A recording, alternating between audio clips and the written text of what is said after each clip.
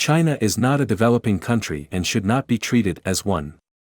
China has a well-established record of manipulating the international system to its benefit. It conditions access to its economy on bowing to Beijing's demands, whether that be on content, sharing proprietary information, or partnering with Chinese businesses. But there is another, less discussed area in which Beijing games the system.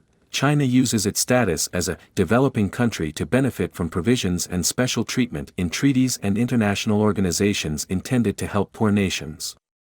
China was a low-income country 3 decades ago. But today, its economy rivals or surpasses those of other developed countries. The World Bank credited China with having the world's second-largest economy in the world in 2021, trailing only the US.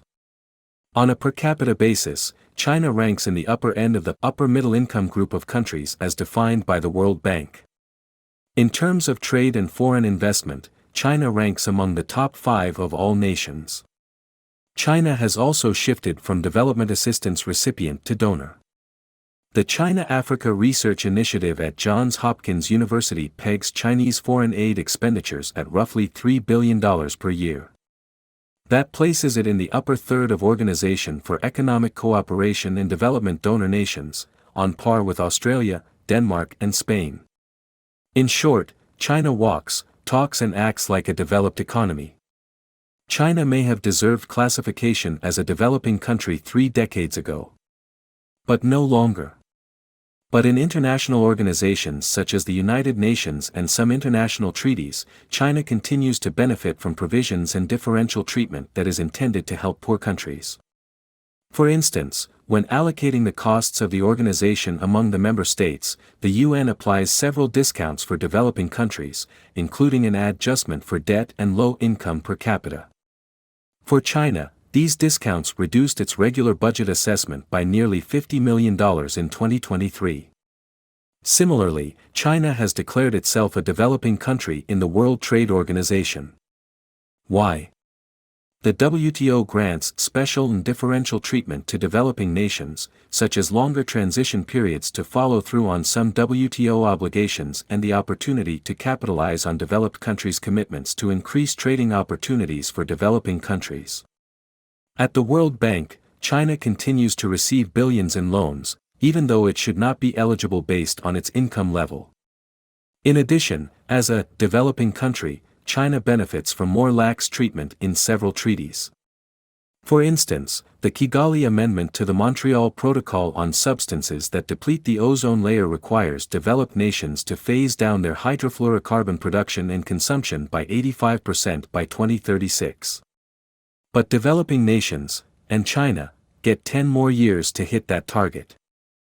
The recently negotiated Treaty on Marine Biological Diversity of Areas Beyond National Jurisdiction similarly calls for the benefits arising from activities addressed by the treaty to be shared in a fair and equitable manner and specifies special treatment and support for developing nations. Likewise, the new pandemic treaty under negotiation would commit developed nations to incentivize the transfer of technology and know-how to developing countries and ensure equitable distribution of pandemic-related products to developing countries. As it stands, China is poised to benefit from these provisions as a developing country. It all boils down to this: the second-largest economy in the world is cashing in on special provisions in international agreements and organizations meant to help poor nations. This is not equitable. It is, frankly, unfair. The US and like-minded countries need to push back and ensure that wealthy, economically competitive nations like China do not profit from benefits and preferences intended to aid developing economies. This will mean amending treaties and adopting rules in international organizations to ensure that special benefits apply to poor countries as intended by defining developing countries as lower middle income, low income, and least developed countries, as defined by the World Bank and the UN.